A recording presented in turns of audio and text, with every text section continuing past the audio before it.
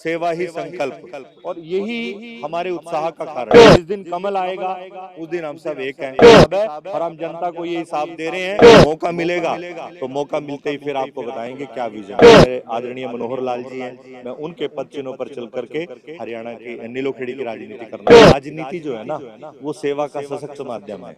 2024 का दंगल अब जो है सज चुका है। ऐसे में नीलोखेड़ी विधानसभा क्षेत्र की बात करें, ये जो सीट है ये आरक्षित सीट है और हमारे साथ हरियाणा सरकार में वाइस चेयरमैन है सुभाष चंद्र जी, उनसे हम चर्चा करेंगे।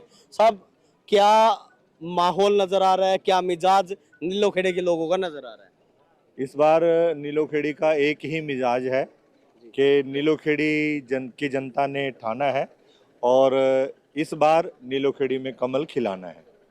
सबसे पहले तो आज मैं आपके चैनल के माध्यम से समस्त नीलोखेड़ी के कार्यकर्ताओं को और समस्त नीलोखेड़ी विधानसभा वासियों को, जो आज ये हमारी अभूतपूर्व तिरंगा यात्रा रही, इसकी मैं बहुत बहुत बधाई और शुभकामनाएं देता हूं। सभी कार्यकर्ताओं के अथक प्रयास से आज ये हमारी जो तिरंगा यात्रा हमारे देश के यशस्वी प्रधानमंत्री आदरणीय श्री नरेंद्र मोदी जी के आह्वान पर, हर घर तिरंगा, ये आह्वान उनका है और उस आह्वान पर हमारे प्रदेश के यशस्वी मुख्यमंत्री आदरणीय नायब सैनी जी, हमारे प्रदेश अध्यक्ष आदरणीय श्री मोहन लाल कौशिक जी के निर्देश अनुसार सभी विधानसभाओं की तिरंगा यात्रा इन दिनों चल रही है। और आज इस तिरंगा यात्रा, नीलोखेड़ी विधानसभा की तिरंगा यात्रा जो त्रावड़ी से प्रारंभ होकर के त्रावड़ी की मार्केट, नीलोखेड़ी, नीलोखेड़ी की मार्केट और विभिन्न गांवों से होती हुई ये हमारा कमालपुर गांव है, यहाँ पहुंची। आज यहाँ इस तिरंगा यात्रा का समापन था। कार्यकर्ताओं में बहुत उत्साह, बहुत जोश था और मैं सभी कार्यकर्ताओं को इस उत्साह के लिए हार्दिक आभार और धन्यवाद ज्ञापित करता हूँ। चेयरमैन साहब, इतना कॉन्फिडेंस कहाँ से आ रहा है कि अब की बार जो है नीलोखेड़ी में कमल का फूल खिलेगा? 19 में तो नहीं खिल पाया था, कॉन्फिडेंस भी था, आपकी सरकार भी थी, आपका मुख्यमंत्री भी नजदीक का था। देखिए, कॉन्फिडेंस हमारा काम है। भारतीय जनता पार्टी जो है वो चुनाव के लिए मैदान में नहीं होती। भारतीय जनता पार्टी हर समय मैदान में होती है। भारतीय जनता पार्टी का छोटे स्तर से लेकर के और बड़े स्तर का कार्यकर्ता, चाहे वो बूथ स्तर का हो और चाहे वो राष्ट्रीय स्तर और प्रदेश स्तर का हो, वो हर दिन, हर पल, हर समय क्षेत्र में रहता है, फील्ड में रहता है, जनता के बीच में रहता है। भारतीय जनता पार्टी सेवा की राजनीति करती है, सेवा ही संकल्प, और यही हमारे उत्साह का कारण है।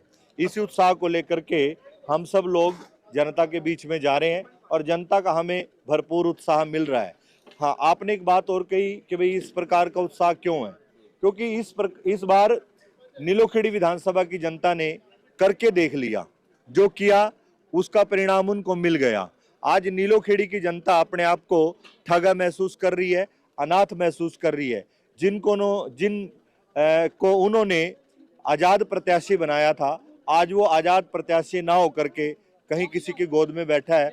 उससे नीलोखेड़ी की जनता पूरी तरह से हतोत्साहित है, निराश है और वो कह रही है कि भाई हमने जो किया वो गलत किया। इसलिए मैं कह रहा हूं आपको कि इस बार नीलोखेड़ी की जनता ने ठान लिया है कि इस बार नीलोखेड़ी में कमल खिलेगा। 75 पार का नारा देकर चले थे और जब 40 पर आके अटके तो एक बैठक बुलाई गई थी और उसमें विश्लेषण किया गया था, कहीं ना कहीं टिकट वितरण जो है वो गलत हुआ था। इसकी क्या गारंटी है 24 में सही वितरण होगा? देखिए, ये तो केंद्रीय नेतृत्व का विषय है, लेकिन इस बार आप देख भी रहे हैं 2 दिन से कार्यकर्ताओं की राय शुमारी की प्रक्रिया ये चल रही है और कार्यकर्ताओं से राय शुमारी विधानसभा वाइज ली जा रही है। सभी मंडल के पदाधिकारियों से पूछा जा रहा है, बात की जा रही है और राय ली जा रही है कि कौन कार्यकर्ता जिताऊ है, कौन कार्यकर्ता की, किस कार्यकर्ता की जमीन के अंदर पैठ है, कार्यकर्ताओं के बीच में जुड़ाव है। इस प्रकार के विश्लेषण कर रहे हैं और जो गलती एक बार हो जाती है जरूरी नहीं कि वो गलती बार बार होगी, लेकिन हम सबको पूरा विश्वास है, जितने भी हम पार्टी के दावेदार कार्यकर्ता हैं वो सब कमल के लिए काम कर रहे हैं और हम सब जब तक अलग अलग हैं, जब तक हमारा कोई कमल नहीं आ जाता। जिस दिन कमल आएगा उस दिन हम सब एक हैं और ये भारतीय जनता पार्टी में ही संभव है कि भारतीय जनता पार्टी का एक एक कार्यकर्ता वो व्यक्तिगत लड़ाई नहीं लड़ता। व्यक्ति के विकास की लड़ाई नहीं लड़ता, वो कमल की लड़ाई लड़ेगा, पार्टी की लड़ाई लड़ेगा, देश की लड़ाई लड़ेगा, राष्ट्र की लड़ाई लड़ेगा। और उसी लड़ाई के लिए हम निरंतर प्रयासरत हैं। इसीलिए हमें उत्साह है कि हम सब इस बार नीलोखेड़ी से कमल खिलाएंगे। बीजेपी एक संगठन की पार्टी है और यहाँ 5 सीट हरियाणा में भी लोकसभा के चुनाव हार गए, उसके पीछे भीतरघात की बड़ी खबरें आ रही है। सही कहा आपने कि कई बार कई चीज़ें ऐसी हो जाती हैं कि निर्णय गलत हो जाता है। टिकट वितरण भी हुआ, कार्यकर्ताओं की अनदेखी का भी बात कह सकते हैं हुई है, और उसका खामियाजा पार्टी ने पीछे भी भुगता है और लोकसभा चुनाव में भी भुगता है। लेकिन इस बार हमें उम्मीद है कि भारतीय जनता पार्टी का, चाहे वो केंद्रीय नेतृत्व है चाहे प्रदेश नेतृत्व है, एक एक निर्णय सूझबूझ से, समझबूझ से, सोच विचार करके लेने वाला है। और इसलिए हमें लगता है कि इस बार सबके कार्यकर्ताओं की इच्छा पूर्ण होगी। चेयरमैन साहब, आजकल हरियाणा में कांग्रेस हिसाब मांगो कार्यक्रम चला रही है, सही मांग रही है, आप दे पा रहे हो या नहीं दे पा रहे? देखिए, आप भी ग्रामीण पृष्ठभूमि के पत्रकार हो, जी। मैं भी ग्रामीण पृष्ठभूमि से हूँ। हमारे घर में मान लो कोई फंक्शन होता है, कोई कारज होता है, शादी है बेटे की, बेटे का जन्मदिन है, बेटी की शादी है, तो जब हमारा कारज संपन्न हो जाता है, हिसाब किताब तब किया जाता है। अब हमारी सरकार चल रही है, हिसाब किताब तो उनको देना चाहिए, उनको शिष्टाचार और संस्कार ही नहीं पता। 10 साल उन्होंने काम किया है। मैं आपके चैनल के माध्यम से पूछना चाहता हूँ, वो हिसाब दें 2014 से पहले 10 साल जब हुड्डा का राज था तो उन्होंने हरियाणा में कितनी नौकरियां दी। वो 10 साल का हिसाब दें कि उन्होंने हरियाणा में कितने चिरायु कार्ड बनाए। वो 10 साल का हिसाब दें कि हरियाणा में उन्होंने 24 घंटे बिजली देने का काम कितने गाँव में किया, कितनी नौकरियां उन्हें बिना खर्ची और बिना पर्ची के दी। इस बात का हिसाब दें। वो हिसाब दें कि उन्होंने नीलोखेड़ी विधानसभा में 10 साल के अंदर क्या काम किया। और हम आपको हिसाब दे रहे हैं कि 10 साल में नीलोखेड़ी में विकास कार्यों की कोई कमी नहीं रही। बहुत विकास कार्य हुए हैं, ऐसे ऐसे कार्य हुए हैं जिनके लिए नीलोखेड़ी तरस रहा था। तो ये है उनके संस्कारहीन बातें कि हिसाब मांग रहे हैं। वो किस बात का हिसाब? सरकार चल रही है और हम सरकार, हमारी सरकार, भारतीय जनता पार्टी की सरकार जनता के बीच में जाकर के हिसाब देने को तैयार है। हर हिसाब को दे रही है समय समय पे और बात कर रही है। तो हिसाब उनको देना चाहिए, उन्होंने 10 साल में क्या किया। 10 साल में केवल और केवल उन्होंने हरियाणा को क्षेत्रवाद दिया, उन्होंने हरियाणा को परिवारवाद दिया, उन्होंने हरियाणा को जातिवाद दिया, उन्होंने हरियाणा को एरियावाद दिया। तो केवल हरियाणा को ये मिला है ना। आपको भी ध्यान है, मुझे भी ध्यान है, जब उस समय में नौकरी की मांग कोई गरीब बच्चा करता था तो ये पूछा जाता था आप कौन सी जाति से हो, आप किस क्षेत्र से हो। हमारे नीलोखेड़ी विधानसभा के अंदर 3 बीडीपीओ लगे हैं, 3 बीडीपीओ, एक एसडीएम लगा है। आप उनके परिवार से जाके पूछो कि किस प्रकार से उन्होंने नौकरी हासिल की है। और कांग्रेस के राज के अंदर उन नौकरियों की 1 करोड़ की लागत होती थी, 1 करोड़ की बोली लगती थी। क्या तो ऐसी ये हिसाब है हमारा, ये क्या- हमारा हिसाब है और हम जनता को ये हिसाब दे रहे हैं। और देखिए, कांग्रेस को 2014 में भी हरियाणा की जनता ने हिसाब दिया, 2019 में भी हरियाणा की जनता ने हिसाब दिया और इस बार भी हरियाणा की जनता उनको हिसाब देगी। क्या ऐसी टीस है सुभाष चंद्रा के मन में जो नीलोखेड़ी के लिए करना चाहते हैं वो कर नहीं पाए?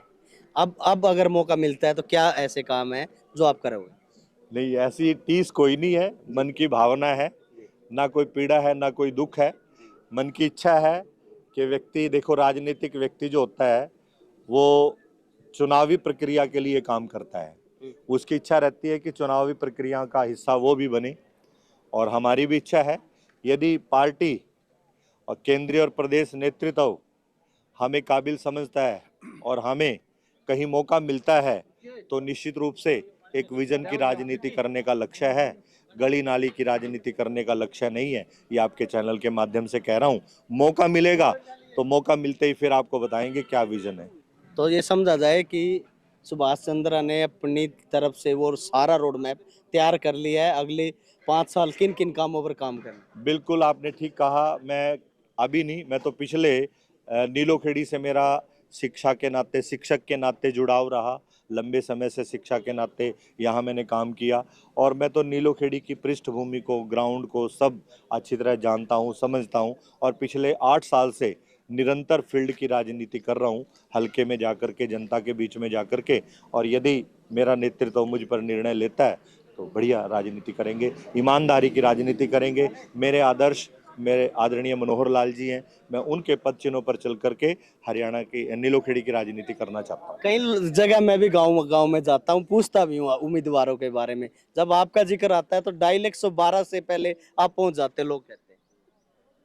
ये मेरा कर्तव्य है और मैंने एक ही चीज अपने वरिष्ठ नेताओं से सीखी है कि राजनीति जो है ना, वो सेवा का सशक्त माध्यम है और मैं उसी संस्कार पे, उसी विचार पे और उसी भाव से काम करता हूँ।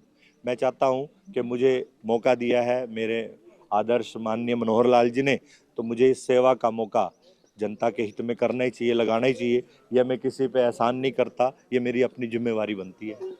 ये हमारे साथ वाइस चेयरमैन है हरियाणा सरकार में सुभाष चंद्र जी, जिनका साफ तौर पे कहना है कि अगर अब की बार पार्टी ने मौका दिया तो जो तमाम जो काम है, जिनका रोड मैप वो कई सालों से इन नीलोखेड़ी विधानसभा के लिए बनाए हुए हैं, उनको अब धरातल पर उतारने का काम करेंगे। लगातार तेज खबरों के लिए देखते रहे खबर तहलका।